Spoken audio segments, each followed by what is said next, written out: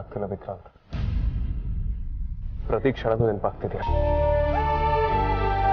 ನಿನ್ನ ಬಿಟ್ಟು ನನ್ನ ಕೈಲಿ ಇರೋದಕ್ಕೆ ಆಗ್ತಿಲ್ಲ ವಿಕ್ರಾಂತ್.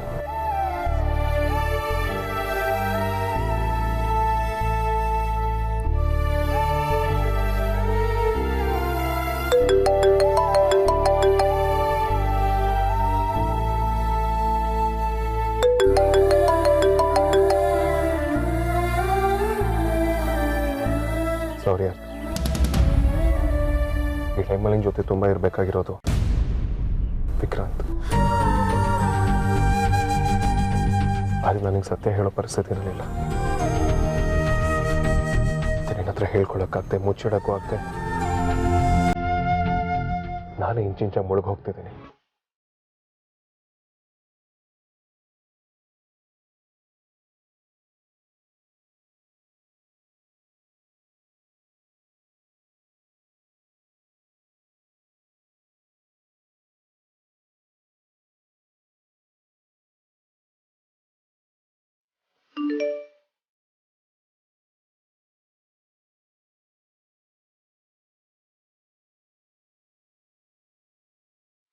ನೋಡ್ದ ಕರಡಿ ಮರಿ, ಇವ್ರಿಗೆ ಎಷ್ಟು ಕೊಬ್ಬು ಅಲ್ವಾ. ದುಬೈಗೆ ಹೋದಾಗಿಂದ ಒಂದು ಫೋನ್ ಇಲ್ಲ, ಮೆಸೇಜ್ ಇಲ್ಲ, ಎಂಥದೂ ಇಲ್ಲ. ಹೆಂಡತಿ ಮಗು ಮೇಲೆ ಒಂದು ಚೂರು ಕಾಳಜಿನೂ ಇಲ್ಲ. ಬರೀ ಜೂನಿಯರ್ ಜೂನಿಯರ್ ಅಂತ ಬಾಯಿ ಮಾತಲ್ಲಿ ಹೇಳ್ತಾರಷ್ಟೆ. ಅವ್ರು ವಾಪಸ್ ಬರಲಿ, ನಾವಿಬ್ರು ಅವ್ರ ಹತ್ರ ಮಾತಾಡೋದೇ ಬೇಡ, ಆಯ್ತಾ? ಆದರೂ ಅವ್ರನ್ನ ಬಿಟ್ಟಿರೋಕ್ಕೆ ಆಗಲ್ಲ ನನಗೆ. ಎಷ್ಟು ಮಿಸ್ ಮಾಡ್ಕೋತೀನಿ ಗೊತ್ತಾ. ನಮ್ಮ ಮನೆ ಮುಂದೆ ಯಾವುದೇ ಕಾರ್ ಬಂದರೂ ವಿಕ್ಕಿ ಅವರೇ ಬಂದಿದ್ದಾರೆ ಅನ್ನೋ ಹಾಗೆ ಅನಿಸುತ್ತೆ. ವಿಕ್ಕಿ ಅವರೇ, ಯಾಕೆಷ್ಟು ಕಾಟ ಕೊಡ್ತಾ ಇದ್ದೀರಾ? ಆದಷ್ಟು ಬೇಗ ಬನ್ನಿ ಪ್ಲೀಸ್.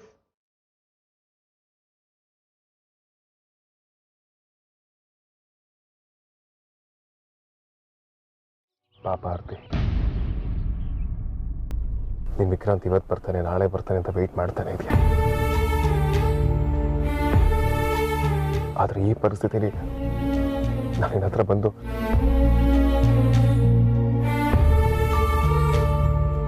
ಹೆಲ್ಪ್ಲೆಸ್ ಆರ್ತಿ. ನನಗೇನೇ ಮಾಡ್ತಿದ್ರು ನಿನ್ನ ಮಗುಗೋಸ್ಕರ.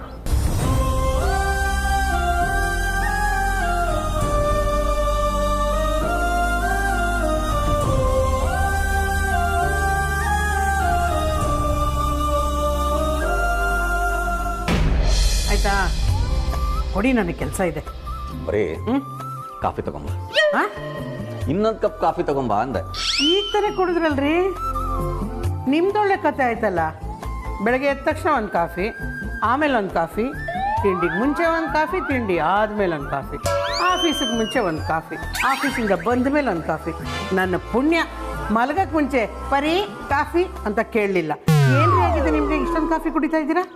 ನೀನು ಮಾಡೋ ಕಾಫಿ ನನ್ನ ಪಾಲಿಗೆ ಅಮೃತ ಪರಿ. ಅಷ್ಟಕ್ಕೂ ನಾನೇನು ಕೇಳ್ತೀನಿ, ಒಂದು ಅರ್ಧ ಕಪ್ ಕಾಫಿ ತಾನೆ. ಕಾಫಿ ಕುಡಿದ್ರೆ ನನ್ನ ತಲೆಯಲ್ಲಿರೋ ಒತ್ತಡ ಎಲ್ಲ ನಿವಾರಣೆ ಆಗುತ್ತೆ. ಆಹಾ, ಏನಿವತ್ತು ಮಂಜುನಾಥ್ ಅವರು ಡೈಲಾಗ್ ಮೇಲೆ ಡೈಲಾಗ್ ಹೊಡಿತಿದ್ದೀರಾ? ಇದಕ್ಕೇನು ಕಮ್ಮಿ ಇಲ್ಲ. ಬರೀ ಈಗ ಇನ್ನೊಂದು ಕಪ್ ಕಾಫಿ ಕೊಟ್ಬಿಟ್ರೆ ಕುಡಿದು ಫ್ರೆಶ್ ಆಗಿ ಆಫೀಸ್ಗೆ ಹೋಗ್ತೀನಿ. ಆಯಿತು, ಸ್ವಲ್ಪ ಸ್ಟ್ರಾಂಗ್ ಇರಲಿ, ಸಕ್ಕರೆ ಜಾಸ್ತಿ ಪರಿ. ನಿಮಗೇನ್ರಿ ಆಗಿದೆ? ಜನ ಸಕ್ಕರೆ ತಿನ್ನಬಾರ್ದು, ಕಡಿಮೆ ಮಾಡ್ಕೊಳ್ಳೋಣ ಅಂತ ಯೋಚನೆ ಮಾಡ್ತಿದ್ರೆ ನೀವು ಒಂದು ಲೋಟಕ್ಕೆ 2 ಸ್ಪೂನ್ ಕೇಳ್ತಾ ಇದ್ದೀರಲ್ಲ.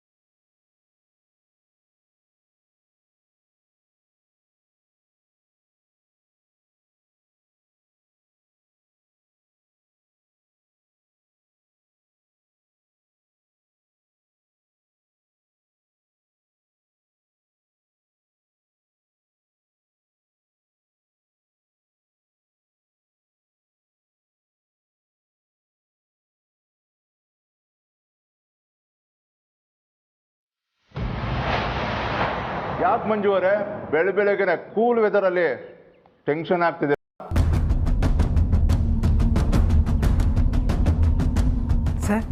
ನೀವು ಯಾತಕ್ಕೆ ಬಂದಿದ್ದೀರಾ ಅಂತ ಕೇಳ್ಬೋದಾ? ಇವ್ರು ಯಾರು?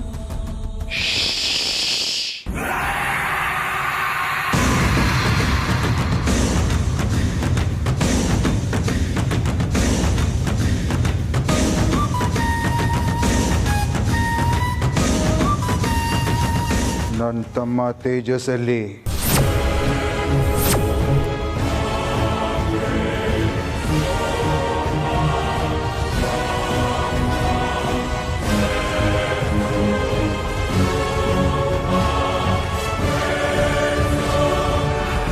ನಿನ್ನೆ ಕೇಳ್ತಾ ಇರೋದು ನನ್ನ ತಮ್ಮ ತೇಜಸ್ಸಲ್ಲಿ. ನನಗೆ ಗೊತ್ತಿಲ್ಲ. ನನ್ನ ತಮ್ಮ ತೇಜಸ್ಸಲ್ಲಿ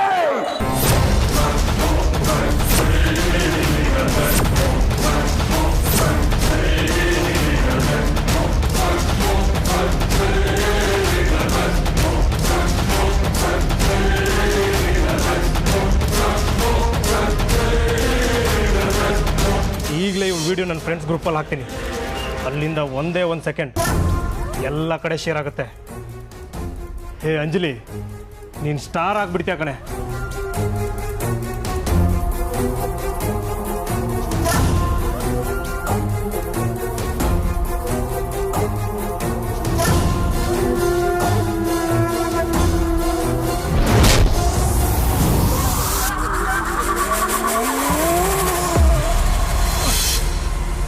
ನಿನ್ಗೆ ಕೇಳ್ತಾ ಇರೋದು ಎಲ್ಲಿ ನನ್ನ ತಮ್ಮ ತೇಜಸ್? ಗೊತ್ತಿಲ್ಲ ನಿನ್ಗೆ ನನ್ನ ತಮ್ಮ ಯಾರು ಅಂತ? ಹೇಳು.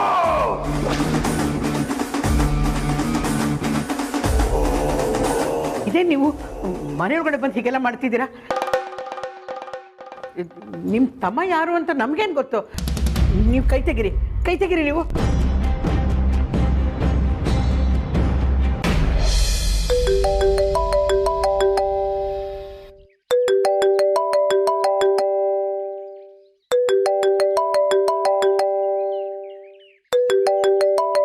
Kashi guide ವಿಕ್ರಾಂತಿಗೆ Kashi guide phone ಮಾಡ್ತಿದ್ದಾರೆ.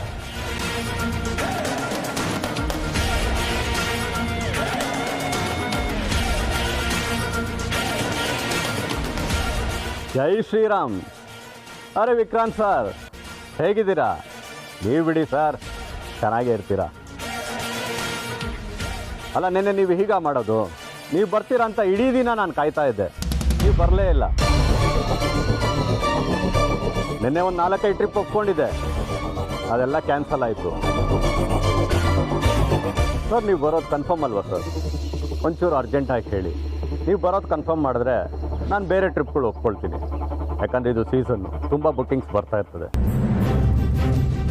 ನೀವು ಬರೋದು ಕನ್ಫರ್ಮ್ ಆದರೆ ನಾನು ಬೇರೆ ಟ್ರಿಪ್ಗಳನ್ನ ಒಪ್ಕೊಳ್ಳೋದಿಲ್ಲ. ದಯವಿಟ್ಟು ನಿನ್ನೆ ಥರ ಮಾಡಬೇಡಿ ಸರ್. ಹಲೋ. ಅರೆ ವಿಕ್ರಾಂತ್ ಸರ್, ಕೇಳಿಸ್ತಾ ಇದೆಯಾ? ಹಲೋ, ನಾನು ವಿಕ್ರಾಂತ್ ಅವ್ರ ಅಣ್ಣ ಮಾತಾಡ್ತಿರೋದು. ನೀವು ಯಾರು ಅಂತ ಗೊತ್ತಾಗಲಿಲ್ವಲ್ಲ? ಜೈ ಶ್ರೀರಾಮ್. ನಾನು ಶಶಿಕಾಂತ್ ಅಂತ, ಕಾಶಿಯಿಂದ ಮಾತಾಡೋದು. ಕಾಶಿಯಿಂದ ಕಾಲ್ ಮಾಡ್ತಿದ್ದೀರಾ? ಹೌದು ಸರ್. ನಿಮ್ಮ ತಮ್ಮ ವಿಕ್ರಾಂತ್ ಅವರು ನಿನ್ನೆ ಕಾಶಿಗೆ ಬರ್ತೀನಿ ಅಂತ ಹೇಳಿದರು.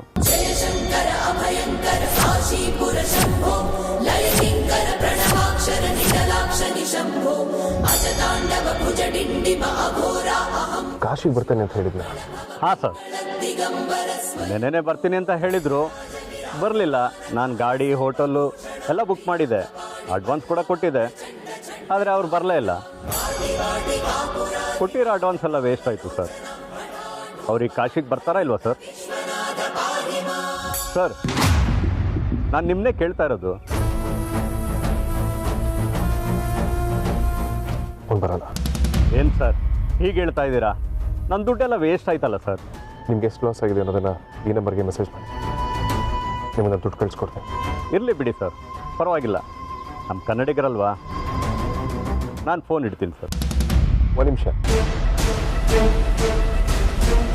ಹೇಳಿ ಸರ್. ವಿಕ್ರಾಂತ್ ಕಾಶಿಗೆ ಯಾವ ಕಾರಣಕ್ಕೆ ಬರ್ತಾನೆ ಅಂತ ಹೇಳಿದ್ದ? ಹ್ಞೂ ಸರ್, ಹೆಚ್ಚಾಗಿ ಕಾಶಿಗೆ ಬರೋರೆಲ್ಲ ಪೂಜೆ ಮಾಡಿಸೋದಕ್ಕೆ, ಕಾರ್ಯ ಮಾಡಿಸೋದಕ್ಕೆ ಬರ್ತಾರೆ. ಆದರೆ ಇವ್ರು ನೋಡಿದ್ರೆ ನಮ್ಮವ್ರನ್ನ ಯಾರನ್ನೋ ಹುಡುಕ್ಬೇಕು ಅಂತ ಬರ್ತಿದ್ದೀನಿ ಅಂತ ಅಂದರು. ನಾಳೆ ನಾನು ದುಬೈಗೆ ಹೋಗ್ತಿದ್ದೀನಿ. ರಜಾ, ಈ ಪ್ರಾಜೆಕ್ಟ್ನ ನಾನು ತುಂಬ ಪರ್ಸ್ನಲ್ ಆಗಿ ತೊಗೊಂಡಿದ್ದೀನಿ. ಇದಕ್ಕೆ ನಾನು ಹೋದ್ರೇ ಸರಿ. ನಾನು ಹೋಗಿ ಬಂದಮೇಲೆ ನೀನೇ ನನಗೆ ವೆಲ್ ಡನ್ ವಿಕ್ರಾಂತ್ ಅಂತ ಹೇಳ್ತೀನಿ. ಪ್ಲೀಸ್ ಟ್ರಸ್ಟ್ ಮೀ, ನಾನು ಹೋಗಲೇಬೇಕು. ಇಲ್ಲ ರಜಾ, ನಾನು ಹೋಗಲೇಬೇಕು. ಇದೊಂದು ವಿಷಯದಲ್ಲಿ ಮಾತ್ರ ದಯವಿಟ್ಟು ನಾನು ಸ್ಟಾಪ್ ಮಾಡಬೇಡ. ನಮ್ಮವರೊಬ್ಬರು ಕಾಶಿಗೆ ಭಾಳ ಹಿಂದೆನೇ ಬಂದಿದ್ದಾರೆ ಅಂದರು. ಅಡ್ರೆಸ್ ಕೊಡಿ ಹುಡ್ಕೋಣ ಅಂತ ಹೇಳಿದೆ, ಆದರೆ ಅಡ್ರೆಸ್ ಇಲ್ಲ ಅಂತ ಹೇಳಿದ್ರು. ವಿಕ್ರಾಂತ್ ಯಾರನ್ನು ಹುಡುಕ್ಬೇಕು ಅಂತ ನಿಮ್ಮ ಹತ್ರ ಹೇಳಿದ್ದ? ಅವ್ರ ಹೆಸರೇನಾದರೂ ಹೇಳುತ್ತಾ? ಹಾಂ, ಹೇಳಿದರು ಸರ್. ಹೆಸರು ತುಂಬ ಚೆನ್ನಾಗಿದೆ. ಹಾಗಿದ್ರೆ ಪ್ಲೀಸ್ ಹೇಳಿ, ಯಾರದು? ಹಾಂ, ಸೂರ್ಯನಾರಾಯಣ ಅಂತ ಸರ್. ಸೂರ್ಯನಾರಾಯಣ ಅಂತ ಸರ್. ಸೂರ್ಯನಾರಾಯಣ ಅಂತ ಸರ್. ಸೂರ್ಯನಾರಾಯಣ ಅಂತ ಸರ್. ಸೂರ್ಯನಾರಾಯಣ.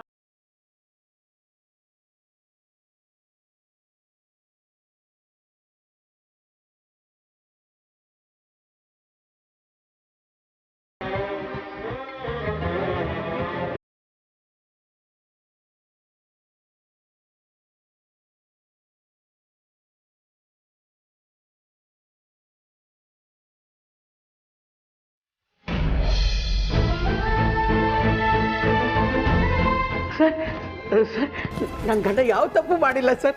ಅವರ ಅಮಾಯಕರು, ಅವ್ರಿಗೇನು ಗೊತ್ತಿಲ್ಲ. ದಯವಿಟ್ಟು ಅವ್ರನ್ನ ಬಿಟ್ಬಿಡಿ ಸರ್. ನೋಡಿ ನೋಡಿ, ನಿಮ್ಮ ಕಣ್ಮುಂದೆನೆ ಇವ್ರು ಯಾರು ಏನು ಅಂತಲೇ ಗೊತ್ತಿಲ್ಲ, ಅವ್ರು ಹಿಂಸೆ ಕೊಡ್ತಿದ್ದಾರೆ. ಹೇಳಿ ಸರ್. ಅದೇ ಮೇಡಮ್ ನಾನು ಹೇಳ್ತಿರೋದು, ಯಾಕೆ ಹಿಂಸೆ ಪಡ್ತಿದ್ದೀರಾ? ಹೇಳಿ ಮಂಜು ಅವರೇ, ತೇಜಸ್ ಇಲ್ಲಿಂತ? ರೀ, ತೇಜಸ್ ಎಲ್ಲಿದ್ದಾರೆ ಅಂತ ಗೊತ್ತಿದ್ರೆ ಹೇಳ್ಬಿಡ್ರಿ, ಇವರೆಲ್ಲ ಮನೆಯಿಂದ ಹೊರಟೋಗ್ಲಿ. ಹೇಳ್ರಿ.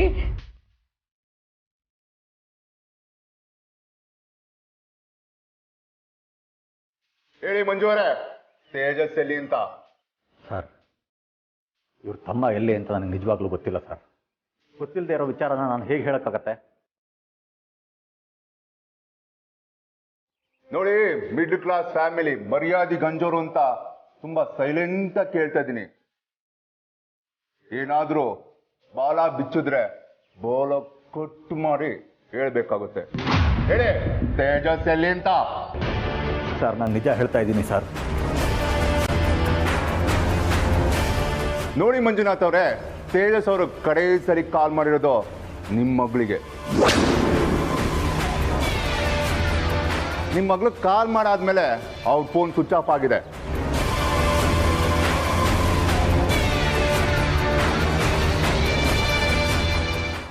ಅವತ್ತಿಂದ ಇಲ್ಲಿನ ತನಕ ತೇಜಸ್ ಕಾಣಿಸ್ತಾ ಇಲ್ಲ. ಅವನ್ ಕಾಣೆ ಆಗಿ 10 ದಿವಸದ ಮೇಲಾಯ್ತು. ಅವ್ರು ಕಾಣೆ ಹಾಕಿನ ಮುಂಚೆ ದಿನ 25 ಸಲ ನಿಮ್ಮ ಮಗಳಿಗೆ ಕಾಲ್ ಮಾಡಿರೋದು.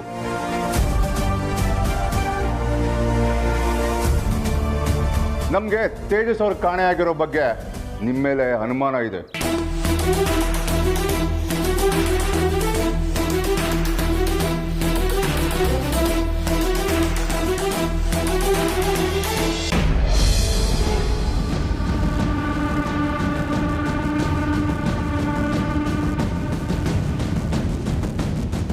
ಹೇಳಿ ಮಂಜು ಅವರೇ, ತೇಜಸ್ ಎಲ್ಲಿ ಅಂತ? ಸರ್, ತೇಜಸ್ ಎಲ್ಲಿದ್ದಾನೆ ಅಂತ ನನಗೆ ನಿಜವಾಗ್ಲೂ ಗೊತ್ತಿಲ್ಲ. ನೋಡಿ ಸರ್, ಆ ತೇಜಸ್ಸು ನನ್ನ ಮಗಳು ಅದಿತಿ ಹಿಂದೆ ಬಿದ್ದಿದ್ದ.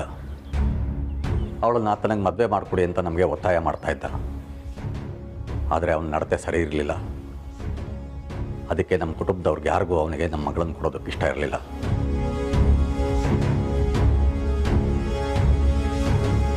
ನನ್ನ ಮಗಳು ಕೂಡ ಅವನಿಗೆ ನೇರವಾಗಿ ಹೇಳಿದ್ಲು, ನಿನ್ನನ್ನು ಕಂಡ್ರೆ ನನಗಿಷ್ಟ ಇಲ್ಲ ಅಂತ. ಆದರೂ ಅವನು ನನ್ನ ಮಗಳಿಗೂ ನಮ್ಮ ಕುಟುಂಬಕ್ಕೂ ಹಿಂಸೆ ಕೊಡ್ತಾನೆ ಇದ್ದ. ಮದುವೆ ಮಾಡಿಕೊಡಿ ಅಂತ ಪದೇ ಪದೇ ಪೀಡಿಸ್ತಾನೆ ಇದ್ದ. ನನ್ನ ಮಗಳು ಮದುವೆ ದಿವಸನೂ ಅವನು ಫೋನ್ ಮಾಡಿ ಮದುವೆ ಮಾಡಿಕೊಡಿ ಅಂತ ಪೀಡಿಸ್ತಾನೆ ಇದ್ದ. ನಾನು ಆಗಲ್ಲಪ್ಪ ಅಂತ ಹೇಳಿ ಫೋನ್ ಕಟ್ ಮಾಡಿದ್ದೆ. ಅಷ್ಟೇ ಸರ್ ನನಗೆ ಗೊತ್ತಿರೋದು.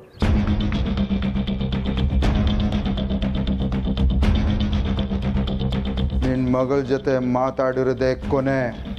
ಅದಾದ್ಮೇಲೆ ನಮ್ಮ ಹತ್ರನೂ ಮಾತಾಡಿಲ್ಲ. ಮಂಜು ಅವರೇ, ತೇಜಸ್ ಅವರ ಫೋನು ಮುಂಬೈಯಲ್ಲಿ ಸಿಕ್ಕಿದೆ. ಹೇಳಿ, ಏನ್ ಮಾಡಿದ್ರಿ ಅಂತ? ದಯವಿಟ್ಟು ಸರ್, ನಮ್ಮನ್ನು ಬಿಟ್ಟುಬಿಡಿ. ಖಂಡಿತ ನಮಗೇನು ಗೊತ್ತಿಲ್ಲ. ಬಡವರು. ತಿಂಗಳ ಕೊನೆಯಲ್ಲಿ ಸಂಬಳ ಖಾಲಿ ಆದಾಗ ಕಣ್ ಬಿಡೋ ಜನ ಸರ್ ನಾವು. ಅಂಥದ್ರಲ್ಲಿ ಇವ್ರ ತಮ್ಮಗೆ ನಾವೇನು ಸರ್ ಮಾಡೋಕ್ಕೆ ಸಾಧ್ಯ ಇದೆ?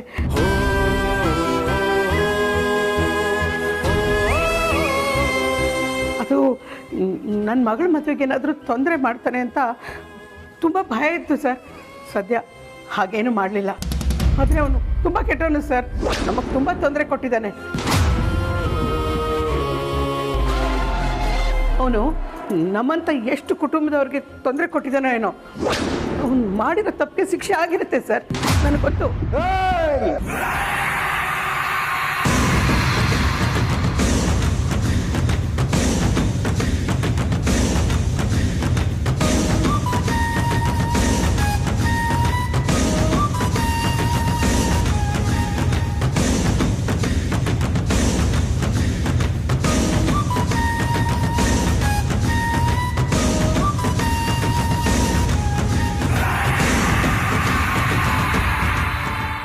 ಏನಾರು ಲೀಕ್ ಆದರೆ ತುಂಬ ಪ್ರಾಬ್ಲಮ್ ಆಗುತ್ತೆ. ನಮ್ಮ ಹತ್ರನೂ ಏನೂ ಪ್ರೂಫ್ ಇಲ್ಲ. ಇವಾಗ ಸದ್ಯಕ್ಕೆ ಓಡೋಣ. ನೋಡಿ, ನಾವು ಕರೆದಾಗ ಸ್ಟೇಷನಿಗೆ ಬರಬೇಕಾಗತ್ತೆ. ನಮ್ಗೆ ಹೇಳ್ದೆ ಊರು ಬಿಟ್ಟು ಹೋಗಂಗಿಲ್ಲ. ಸರ್, ಹೋಗೋಣ ಸರ್.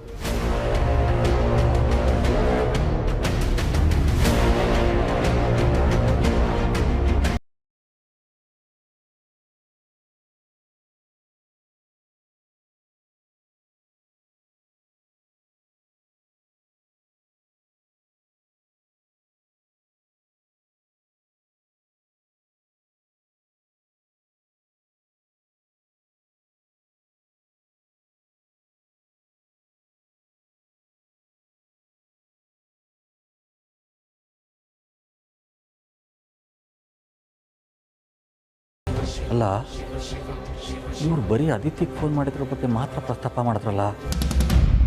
ನನಗೆ ಮತ್ತು ಅಂಜುಗೆ ಫೋನ್ ಮಾಡಿದ್ರ ಬಗ್ಗೆ ಒಂದೇ ಒಂದು ಮಾತು ಆಡಲಿಲ್ಲ. ಆ ತೇಜಸ್ ಏನಾದರೂ ಬೇರೆ ಬೇರೆ ಸಿಮ್ ಕಾರ್ಡ್ಗಳನ್ನು ಬಳಸ್ತಾ ಇದ್ದ.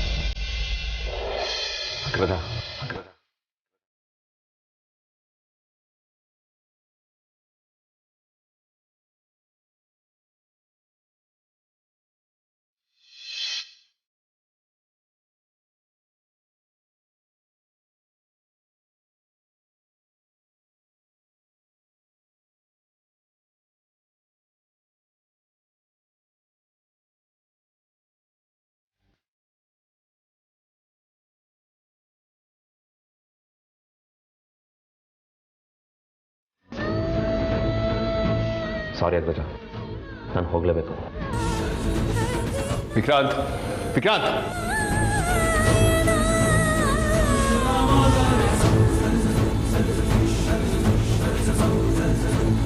ಸಾರಿ ಮಿಸ್ಟರ್ ವೇದಾಂತ್, ನಿಮ್ಮ ತಮ್ಮ ಆಕ್ಸಿಡೆಂಟಲ್ಲಿ ತೀರೋಗಿದ್ದಾರೆ.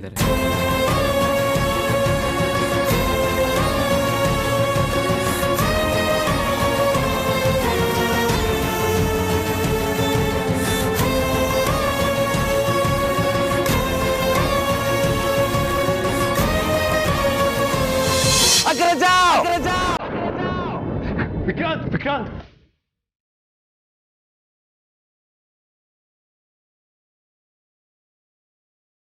ವೇದಾಂತ್, ಏನಾಯ್ತು ವೇದಾಂತ್?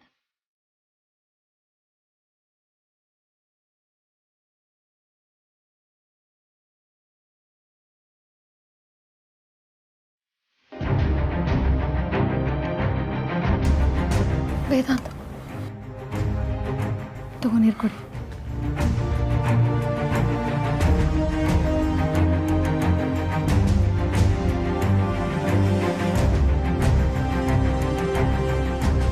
ಏನಾಯ್ತು ವೇದಾಂತ್? ಯಾಕೆ ಗಾಬರಿ ಆಗಿದೆಯಾ? ಕೆಟ್ಟ ಕನ್ಸು ಬಿತ್ತಾ?